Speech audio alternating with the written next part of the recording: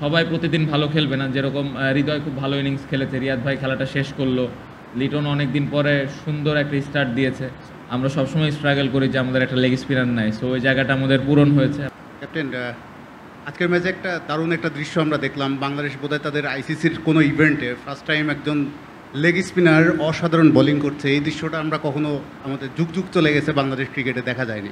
তো রিশাদ হাসান হোসেন যে আজকে ম্যাচের নায়কও বোধহয়, মানে ম্যান অফ দ্য ম্যাচ, তো তার বোলিংটা আপনি কীভাবে ডিসক্রাইব করবেন? এটা তার ফার্স্ট বিশ্বকাপের ম্যাচ হচ্ছিল। না, অসাধারণ বোলিং করেছে। আমার মনে হয় লাস্ট কয়েকটা সিরিজ ধরেই ভালো বল করে আসছে। যেভাবে ও প্র্যাকটিস করে, ওর প্রিপারেশন খুবই ভালো, এবং আমরা সবসময় স্ট্রাগল করি যে আমাদের একটা লেগ স্পিনার নাই, সো ওই জায়গাটা আমাদের পূরণ হয়েছে। আমি আশা করব যে সামনের ম্যাচগুলোতে ওইভাবে কন্ট্রিবিউট করবে। শান্ত, অভিনন্দন। জিতছেন স্বস্তি, কিন্তু ব্যাটিংয়ের যে চিন্তাটা রয়ে গেল কিনা, যেভাবে আপনারা জিতলেন অনেক কষ্ট হয়েছে শেষ পর্যন্ত, এই চিন্তাটা থাকলো কিনা ব্যাটিং নিয়ে? না, চিন্তা আমার মনে হয় না চিন্তার খুব বেশি কারণ আছে। এই কারণেই বলবো কথাটা, খুব প্রেশার ম্যাচ ছিল, দিন শেষে আমরা জিততে চেয়েছি। তো রেজাল্ট যদি চিন্তা করি, 2টা পয়েন্ট আমরা পেয়েছি। ব্যাটসম্যানরা সবাই জানে যে আমরা হয়তো ভালো ব্যাটিং করিনি, বাট সবাই প্রতিদিন ভালো খেলবে না, যেরকম হৃদয় খুব ভালো ইনিংস খেলেছে, রিয়াদ ভাই খেলাটা শেষ করলো, লিটন অনেক দিন পরে সুন্দর একটা স্টার্ট দিয়েছে। সো কিছু কিছু জায়গায় ভালো আছে। সো আমি যেটা আশা করব যে যেদিন সেট হবে সে যেন খেলাটা জিতায়। আমি আশা করি না যে টিমের 7টা ব্যাটসম্যানই ভালো খেলবে। ক্যাপ্টেন, এরকম লো স্কোরিং একটা ম্যাচে যখন আপনার ওপেনাররা মানে এইভাবে আউট হয়ে যায়, আপনাদের জন্য কাজটা আসলেই কতটা কঠিন হয়ে যায়?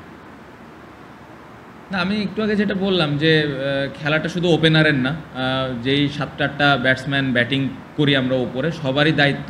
আমি যেটা ক্যাপ্টেন হিসেবে চাই যে সেট হবে, যে স্টার্ট পাবে, ও যেন খেলাটা শেষ করে।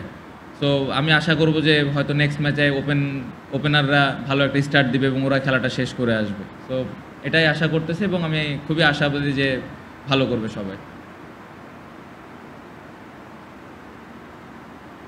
শান্ত, আপনার গত 15 দিন অনেক কথা হয়েছে, অনেক রকম সোশ্যাল মিডিয়া থেকে, মেইন মিডিয়া থেকে, সব ধরনের জায়গায় কথা হয়েছে, নানা রকমের সমালোচনা। এটা কি স্টপ হলো কিনা আজকে?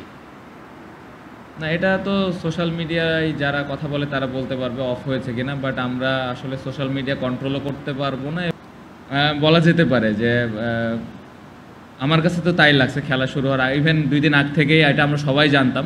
পার্সোনালি আমার কাছে মনে হচ্ছে এরকম প্রেশার ম্যাচ আমি আর এর আগে খেলিনি, বাট আল্লাহর অশেষ রহমত, আলহামদুলিল্লাহ, যে খেলাটা দিন শেষে জিততে পেরেছি। Then what happened in the match? With the way it was just seesaw, even the match was very tense, na? The whole 39 overs. হ্যাঁ, আমরা সবাই জানতাম যে এই ম্যাচটা কত গুরুত্বপূর্ণ আমাদের জন্য, বাট আমার মনে হয় যে আমরা স্টার্টটা ভালো পাইনি বোলিংয়ে, বাট তারপরে যেভাবে সবাই কাম ছিল, যেভাবে ডিসিশানগুলো নিয়েছি মিডল ওভার, স্পেশালি বোলাররা এবং ফিল্ডাররা, ওইখানে অনেক ভালো ক্যারেক্টার শো করেছে সবাই। বাট ব্যাটিংটা ভালো হয়নি, আমরা সবাই জানি। বাট এই ধরনের উইকেটে বা এই ধরনের প্রেশার ম্যাচে এরকম হবে, কারণ ওদের জন্যেও অনেক ইম্পর্ট্যান্ট ম্যাচ ছিল, ওরা অনেক চেষ্টা করেছে। বাট যেটা বললাম যে এন্ড অফ দ্য ডে আমরা 2টা পয়েন্ট পেয়েছি, এই জন্য ভালো লাগছে। ক্যাপ্টেন, আপনার এখন মানে এই টুর্নামেন্ট শুরুর আগে এটাই ছিল সবচেয়ে ক্র্যাঞ্চ ম্যাচ, আমরা জানতাম। এখন এখান থেকে স্টেপিং করার আগে, সাউথ আফ্রিকার ম্যাচের আগে, আসলে বাংলাদেশ কি পরের রাউন্ডে যেতে পারে এরকম একটা আশঙ্কা ছিল টুর্নামেন্ট শুরুর আগে। এটা কি কিছুটা দূর হলো কিনা এই জয়ের ফলে? না, এই জয়টা গুরুত্বপূর্ণ ছিল, বাট নেক্সট 3টা ম্যাচও খুব ইম্পর্টেন্ট। নেক্সট ম্যাচ সাউথ আফ্রিকার সাথে, ওই ম্যাচটা নতুন করে পরিকল্পনা করে আবার আসতে হবে, এবং আমি যেটা বললাম যে ভালো ক্রিকেট খেলা ছাড়া উপায় নাই, এবং স্পেশালি ব্যাটসম্যানরা যদি আমরা কন্ট্রিবিউট করতে পারি সবাই, তাহলে নেক্সট ম্যাচেও ভালো কিছু হবে। শান্ত, এই জয়ে আপনি ক্রেডিট কাদের দিবেন, বোলারদের না ব্যাটসম্যানদের? প্রশ্ন 1। আর 2 নম্বর প্রশ্ন, যে 124 রান তাড়া করতে গিয়ে সৌম্য যেভাবে স্টার্ট করলো, আপনাদের কি মেসেজ ছিল তার প্রতি? প্রথমত এই জয়টা পুরা বাংলাদেশ দলের, যেই 15 জন প্লেয়ার ছিল, সাথে কোচিং স্টাফ ছিল, সবাই মিলে আমরা খেলাটা জিতেছি। ও ব্যাটসম্যানদের কোনো আলাদা কোনো মেসেজ দেওয়ার ছিল না, যার যেটা নর্মাল প্ল্যান করেছে, উইকেটটা রিড করে ওইভাবে ব্যাটিং করার ইয়ে ছিল। আমরা স্কোর বোর্ড দেখে কোনো আলাদা প্ল্যান করি নাই। শান্ত, 2007 সালের প্রথম টি-20 বিশ্বকাপে বাংলাদেশ সবচেয়ে বড় দলকে হারিয়েছিল, ওয়েস্ট ইন্ডিজে তখন। আপনারা এই নবম বিশ্বকাপে এসে আজকে একটা বড় দলকে হারালেন, তো এইটা আপনাদেরকে মানে যে ওই 7 সালে যেরকম আপনার সুপার এইটে খেলেছিলেন, এবারও নিশ্চয়ই সুপার এইটে আপনারা খেলবেন, তো তার জন্য আপনারা এখন মেন্টাল কতটা আপ স্টেজে চলে গেলেন? না, অবশ্যই এই ধরনের ম্যাচ জিতলে তো সবাই কনফিডেন্ট থাকে, বাট যেহেতু এই ম্যাচটা আমরা জিততে পেরেছি, সবার একটা আত্মবিশ্বাস, বাড়তি আত্মবিশ্বাস তো থাকবেই। সো এই আত্মবিশ্বাসটা নিয়ে যদি আমরা সেকেন্ড ম্যাচে যেতে পারি, অবশ্যই এটা কাজে দিবে এবং আশা করব যে সেকেন্ড ম্যাচটাও ভালো কিছু হবে। How you thought about Sri Lanka team today? Because after both teams were lost and you came after loss from USA, and what you thought about your opponents today?